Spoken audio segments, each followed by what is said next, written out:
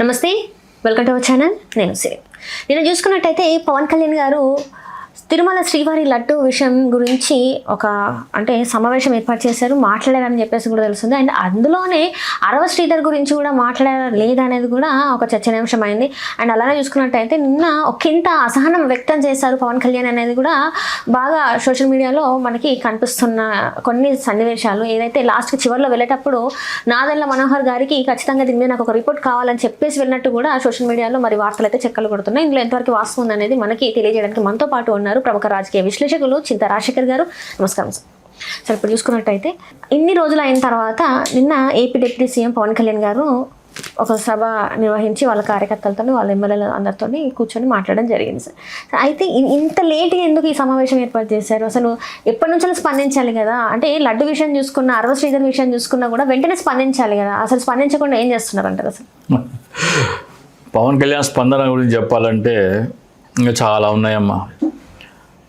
వనజాక్షిని ఒక ఎంఆర్ఓ మీద చింతమనేని ప్రభాకర్ దాడి చేశారు అనేది వార్త వచ్చింది జూలై ఆగస్టు 2015. పవన్ కళ్యాణ్ ఆమె ఎప్పుడు స్పందించిందో చెప్పొచ్చు, ఎప్పుడు చేసిండొచ్చు. వనజాక్షి అనే ఆవిడ మీద ఎంఆర్ఓ వనజాక్షి మీద చింతమనేని ప్రభాకర్ దాడి చేసినారని వార్త వచ్చింది. జూలై 2015 అనుకుంటా, నాకు తెలిసి 15లో జరిగిన 2015. ఓకే. పవన్ కళ్యాణ్ ఎప్పుడు స్పందించాలా? ఆ గంటన్నరకా, సాయంత్రం, నెక్స్ట్ డేనా, నెక్స్ట్ వీకా, ఎప్పుడు చేయాలి, నెక్స్ట్ మంతా, ఎప్పుడు చేయాలా, నెక్స్ట్ డే ఆయన ఎప్పుడు స్పందించారు తెలుసా? 14 మార్చి 2018, 3 సంవత్సరాల తర్వాత. ఏం చింతమనేని ప్రభాకర్ కొమ్ములు ఇచ్చి కూర్చోబెడతా, 3.5 సంవత్సరాల తర్వాత మాట్లాడాడు. అంటే అప్పటిదాకా సార్కి పవర్స్ రాలేదా, లేకపోతే మాట్లాడడానికి స్క్రిప్ట్ ఎవరు రెడీ చేసేవారు? ఓట్లు చీల్చాలా అని డిసైడ్ అయినారు. అంటే కాపు ఓటు పవన్ కళ్యాణ్కి పడాలా, విపక్ష ఓటు చీల్చాలా అనేది అప్పుడు డిసైడ్ అయింది. కాబట్టి అప్పుడు మాట్లాడినాడు. సో ఆయన ఎప్పుడు మాట్లాడాలి ఏంటి అనేది చంద్రబాబు నాయుడు డిసైడ్ చేస్తాడు. ఎప్పుడు ఏం స్పందించాలా, ఏం మాట్లాడాలా. 33,000 మంది అమ్మాయిలు అదృశ్యం కానీ, సుగాలి ప్రీతి అంశం కానీ, తిరుపతి లడ్డు మెట్లు కొరగడం కానీ, ఇవన్నీ పవన్ కళ్యాణ్ ఎవరు డిసైడ్ చేస్తారో చంద్రబాబు నాయుడు డిసైడ్ చేస్తాడు. అదే సార్, ఇప్పుడు చూసుకున్నట్టయితే ఈ దాడులు దీనికన్నా ముందు జరిగిన సంఘటన నేను చెప్తాను సార్. దావోస్కి వెళ్ళారు. దావోస్కి వెళ్ళి ఇంతవరకు దావోస్ నుంచి వెళ్ళి పెట్టుబడులు ఏం తీసుకొచ్చాము, ఎంఓయూలో ఏం జరిగినాయి అని చెప్పేసి ఇంతవరకు ఒక ప్రెస్ మీట్ పెట్టి మాట్లాడలేదు. యాక్చువల్గా అయితే మాట్లాడాలి, మేము ఇన్ని చేసాము, ఇన్ని పెట్టుబడులు వస్తున్నాయని చెప్పాలి. కానీ ఇది ఏది మాట్లాడకుండా దాడులు, లడ్డు కల్తీ వ్యవహారం లేదు అని చెప్పిన దాని గురించే మాట్లాడడం, దాని వెనకాల కథ ఇంత ఉందన్నా కూడా ఇంకా దాని గురించి చర్చించడం, ఇదే జరుగుతుంది. విషయం ఏంటంటే దావోస్కి వెళ్ళేది వీళ్ళు ప్లెజర్ ట్రిప్కి వెళ్తారు, వచ్చే ఉండవు. పోయినసారి ఏమైంది, దావోస్కి వెళ్తే పెట్టుబడులు వస్తాయని ఏమో గ్యారంటీ ఏం లేదన్నాడు నారా లోకేష్. దావోస్ అనేది ఒక ప్లాట్, అంటే ఇక్కడ పెట్టుబడి పెడదామని ఆల్రెడీ డిసైడ్ వెళ్ళాయని వాళ్ళని కూడా దావోస్ తీసుకెళ్ళి అక్కడ సంతకాలు పెట్టుకుని వస్తారు. మహారాష్ట్ర ముఖ్యమంత్రి అదే చేసినాడు. మహారాష్ట్రకు చెందిన, బాంబేకి చెందిన ఒక సంస్థ అధిపతిని దావోస్ తీసుకుపోయి ఈయన కూడా దావోస్ పోయి ఆడ సంతకం పెట్టుకొని వచ్చినారు. ఒప్పందం, మీరు మా ఇల్లు పక్క పక్కన చిన్న బిజినెస్ చేద్దాం అనుకున్నాం, మా ఇద్దరం ఇంటి పక్క పక్కన కూర్చొని రాసుకోవచ్చు. అట్లా దానికోసం అమెరికా పోయి దావోస్లో అగ్రిమెంట్ చేసుకుని వచ్చి దావోస్ అట్లా చేసుకున్నాడు బిల్డప్ ఇవ్వడం. కానీ అది ఖర్చుతో కూడుకున్న పని కదా సార్, ఎందుకంటే అది ప్రజల డబ్బు కదా సార్. అబ్బబ్బబ్బా, చంద్రబాబు నాయుడు ఉన్నదే ప్రజల డబ్బు మింగడానికి. ఏం చేయడం, అవన్నీ పోతాయి. చంద్రబాబు నాయుడు ఉద్దేశమే ప్రజల్ని దోచుకోవాలన్నా. ఆయన ఒకసారి నాదెండ్ల భాస్కర్ రావు, అంటే నాదెండ్ల మనోహర్ వాళ్ళ ఫాదర్ ఒక ఇంటర్వ్యూ చెప్పినాడు. ఎన్టీ రామారావుతో గొడవ అయ్యి చంద్రబాబు నాయుడు ఎన్టీ రామారావుతో ఒక ఛాలెంజ్ చేసి వెళ్ళినాడంట. నేను దేశంలోనే అందరికంటే గొప్ప ధనవంతుడిని చూపిస్తా అని చెప్పి ఛాలెంజ్ చేస్తాడంట. ఎప్పుడు 1983లో. నిజంగానే ఈ రోజు మరి దేశంలోనే నంబర్ 1 రిచెస్ట్ సీఎం అయితే అయినాడు కదా. ఎందుకంటే 2 ఎకరాలు తను చెప్పేది ఏంటంటే నేను రైతు బిడ్డని, నాకు 2 ఎకరాల భూమి ఉందని చెప్పిన ఈ రోజు ఆ చంద్రబాబు నాయుడు గారు మరి ఇంత ఆస్తి ఎక్కడి నుంచి కేసీఆర్ ఆంధ్రప్రదేశ్కి 100 కోట్లు ఇద్దాం అనుకున్నాడు, ఒక ప్రకటన చేసినాడు. నువ్వేందే ఇచ్చేది 100 కోట్లు, నా ఆస్తి 1,00,000 కోట్లు అన్నాడు. నా ఆస్తి 1,00,000 కోట్లని ఒక బహిరంగ సభలో చెప్పినాడు చంద్రబాబు నాయుడు. మరి ఎవరు ఎందుకు క్వశ్చన్ చేయట్లేదు సార్? 2 ఎకరాల నుంచి వెళ్ళి ఇన్ని లక్షల కోట్లు ఎట్లా సంపాదించినావు అని చెప్పి అడగాలి కదా సార్. ఎవరు అడుగుతారమ్మా? సార్ ఆన్ పేపర్ 2 లక్షల కోట్ల పైన ఆస్తి ఉన్నట్టు మొన్న మనకి చూసాం మనం. లేదు, 2 లక్షలు ఆన్ పేపర్ అయితే లేదు, అంత లేదు. రిచెస్ట్ సీఎం 2,000 కోట్లు ఎంతో చూపిస్తున్నారు. రిచెస్ట్ సీఎం అయితే 2,000 కోట్లైనా కూడా 2 ఎకరాలు 2,000 కోట్లు ఎక్కడ ఎంత వ్యత్యాసం ఉంది సార్? దాని గురించి మాట్లాడాలి కదా సార్. ఉంటుంది. ఇప్పుడు హెరిటేజ్ ఎక్కడ నుంచి వచ్చిందని మాట్లాడాలి కదా సార్. ఒక సీఎంగా అంటే 4 సార్లు సీఎం అవుతాను, 4 సార్లు సీఎం, విజనరీ సీఎం అని చెప్పేసి మాట్లాడతారు. మరి ఈ విజనరీ సీఎంకి ఇంత ఆస్తులు ఎక్కడి నుంచి వచ్చినాయి? ఇన్ని పెట్టుబడులు పెట్టడానికి గల కారణాలు ఏంటి? విజనరీ సీఎం ఏం చేశారంటే ఆస్తులన్నీ అమ్మేసినాడు. ఆంధ్రప్రదేశ్ పబ్లిక్ సెక్టర్ యూనిట్స్ అన్నీ అమ్మేసినాడు. విజనరీ సీఎం చేయటం ఏంటంటే ఆస్తులు అమ్మడం, పోలవరం ఎత్తు తగ్గించటం, ఇవన్నీ విజనరీ సీఎం చేసినాడు.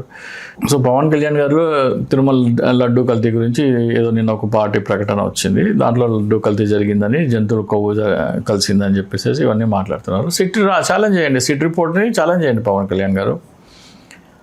సుప్రీంకోర్టులో వెళ్ళి మేము సిట్ రిపోర్ట్ అంగీకరించట్లేదు, పంది కొవ్వు కలిసింది, పంది కొవ్వు ఎద్దు కొవ్వు అందులో కలిపినారు, ఆ కలిపింది కూడా మేము మళ్ళీ లేబుల్ చేంజ్ చేస్తే మేము అది కూడా వాడినాము, అది కూడా చెప్పండి, అది కూడా బయటకు వస్తుంది. అప్పుడు వీళ్ళు గమ్మును అనుకోకుండా ఇంకా దాన్ని రెచ్చగొట్టి ఎక్కడ వైసీపీ గొడవ చేస్తుందని చెప్పి దాన్ని ఇండ్ల మీద దాడులు, జోగి రమేష్ ఇల్లు, అంబటి ఇల్లు మీద దాడులు చేయటము, దాని అంబటి రాంబాబు గారు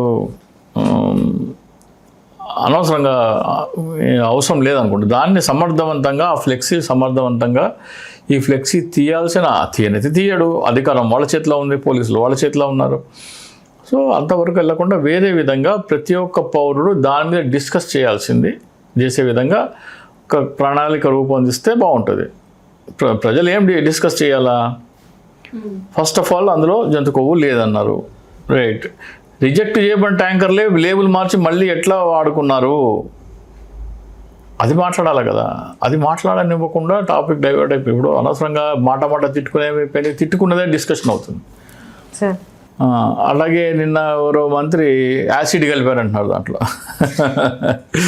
యాసిడ్ జ్యోతిలో నెహ్రూ యాసిడ్ కలిపి టాయిలెట్లో కడిగి యాసిడ్ కలిపినారు. టాయిలెట్ కలిపే కెమికల్ వేరు, యాసిడ్ వేరు. సో అది తప్పే కాదని అంటలేదు, కానీ యాసిడ్ కలపడం అంటాం. యాసిడ్ అంటే మనుషులు ఉంటారా యాసిడ్ కలిపితే? ఎంత డైల్యూట్ అయినా సరే లోపల ఇది డ్యామేజ్ అయిపోతుందా, ఎంత డైల్యూట్ క్వాంటిటీలు కలిపినా కానీ. సో అట్లా అంటే దుష్ప్రచారం చేయడం కోసం ఏదన్నా మాట్లాడతారు వీళ్ళు. సో ఇక్కడ మన అరవశ్రీని విషయానికి వచ్చిన అరవశ్రీధర్ కానీ లేకపోతే అరవశ్రీధర్కి పవన్ కళ్యాణ్కి ఏంటి మన తేడా? ఇద్దరు ఒకటే. అరవశ్రీధర్ అనే వ్యక్తిని అక్కడ లోకల్ టీడీపీ ఇన్ఛార్జ్ ఆయనకు ఫండింగ్ చేసినాడు, 60 కోట్లు పెట్టి గెలిపించుకున్నాడు. ఆయన పేరు ఏంటంటే రూపానంద రెడ్డి అనుకుంటా, రూపానంద రెడ్డి. ఈయన గెలిపించుకున్నారు. అరవశ్రీధర్ అనే వ్యక్తిని ఈయన చేసినారు. అదొక నియోజకవర్గం స్థాయిలో జరిగింది. రాష్ట్ర స్థాయిలో ఏం జరిగింది? చంద్రబాబు నాయుడు అనే వ్యక్తి పవన్ కళ్యాణ్ ఫండింగ్ చేసుకుని ఆయన పార్టీని గెలిపించుకున్నాడు. బోత్ ఆర్ సేమ్ అంటే బోత్ ఆర్ సేమ్. ఎట్లాగైతే అరవశ్రీధర్ లూప్ హోల్స్ రూపానంద రెడ్డి చేతిలో ఉన్నాయో అట్లా పవన్ కళ్యాణ్ లూప్ హోల్స్ కూడా చంద్రబాబు నాయుడు చేతిలో ఏమైనా ఉన్నాయేమో ఎవరికి తెలుసు. అందుకే ఏం మాట్లాడలేదు, ఏమో చెప్పలేము.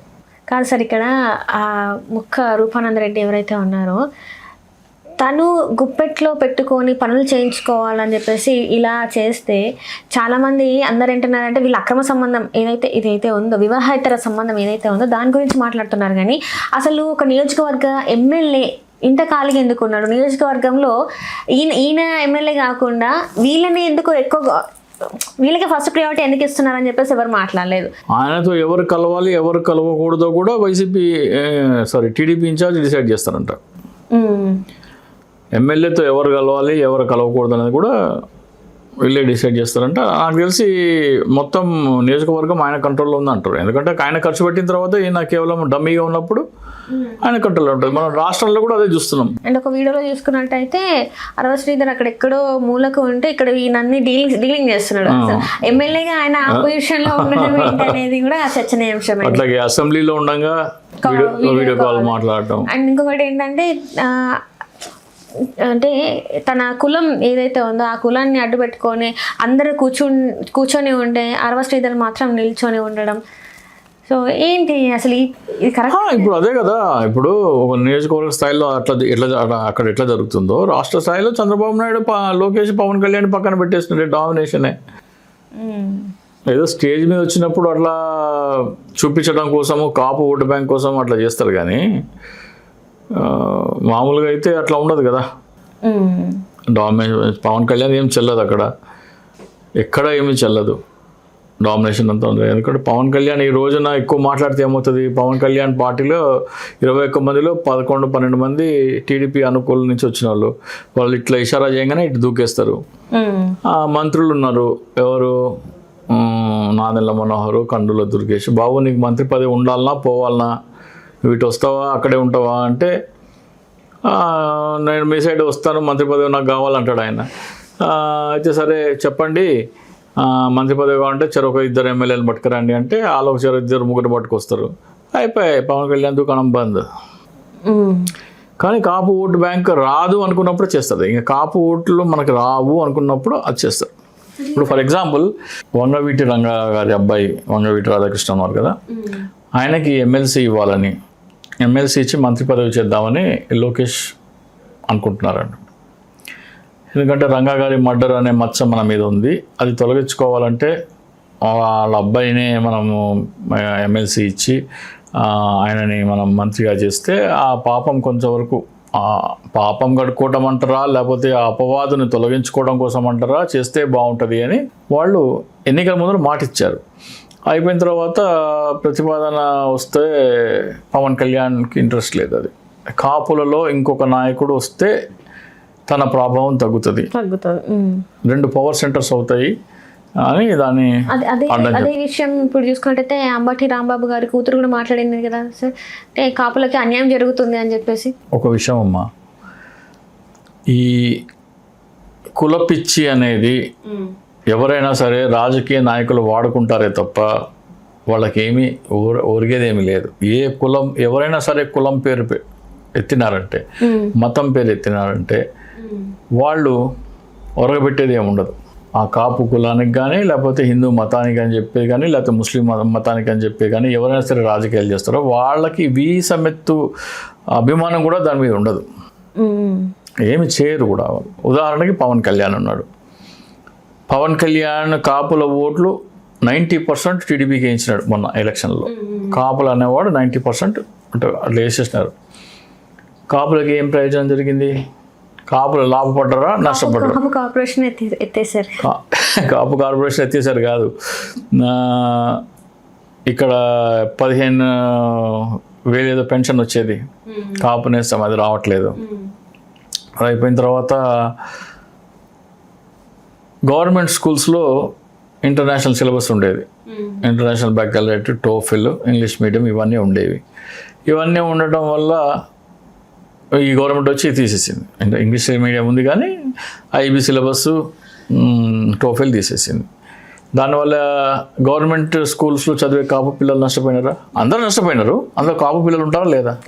సో పవన్ కళ్యాణ్ లాభపడ్డాడు, మన డిప్యూటీ సీఎం అయ్యాడు, ఆయన సంపాదించుకుంటున్నాడు, ఆయన లాభపడ్డాడు, కానీ కాపులు నష్టపోయారు.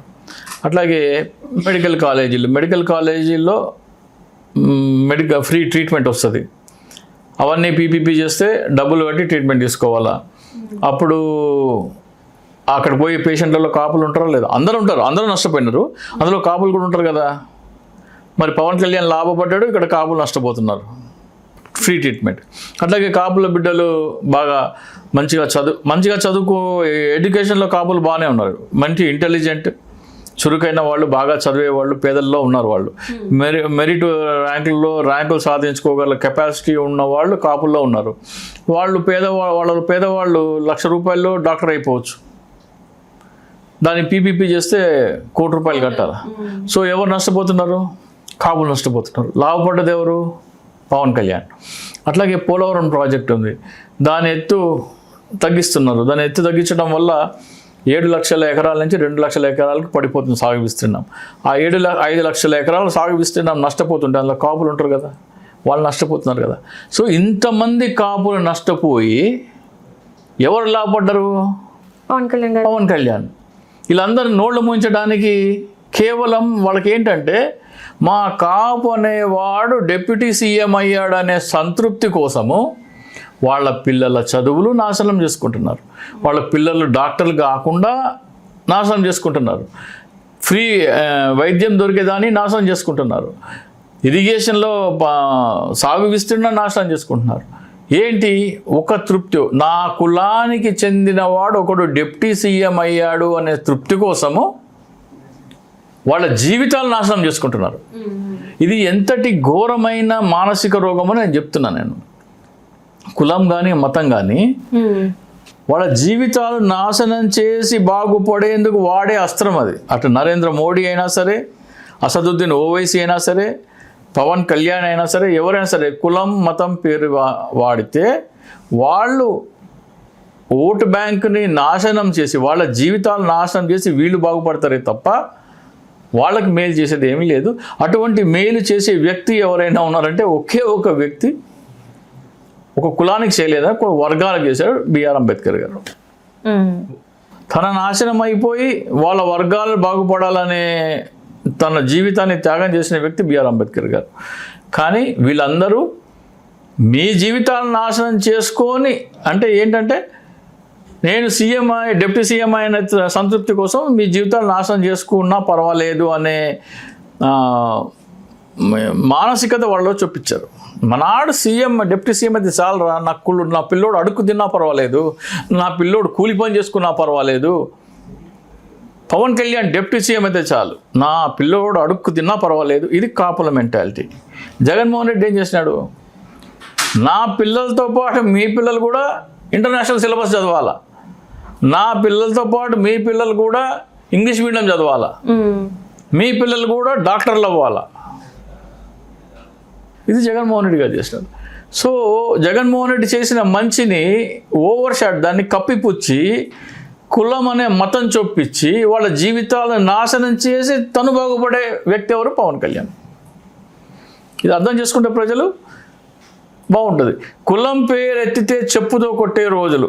కులం పేరు నీకెందుకురా బాబు, నాకేం చేస్తావో చెప్పు, నా బిడ్డకి ఏం చేస్తావో చెప్పు, నా బిడ్డకు చదువు ఏంటి, ఉద్యోగం ఏంటి, వాడి భవిష్యత్తు ఏంటి, నా ఉద్యోగం ఏంటి, నా భవిష్యత్తు ఏంటి, ఇది మాట్లాడడం అని చెప్పి చెప్పుతో కొట్టే రోజు వచ్చినప్పుడే భారతదేశం బాగుపడుతుంది.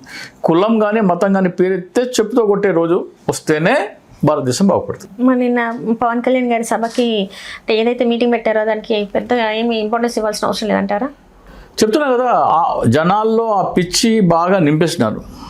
చాలామంది ఇప్పుడు గంగా సురేష్ బండారావు, అలాగే బల్లే మురళి, ఇలాంటి వాళ్ళు కనువిప్పు కలిగి వాళ్ళు మాట్లాడుతున్నారు. అలా కనువిప్పు కలిగితేనే ఒక కాపులు బాగుపడతారు.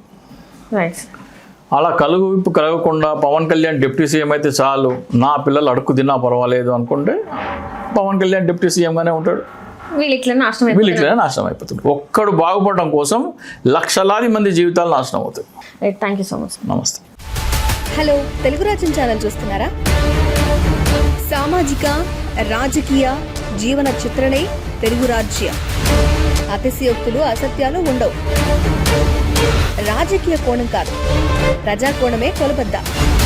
తెలుగు రాజ్యం వీక్షణ మీ ఉత్తమ అభిరుచికి నిదర్శనం.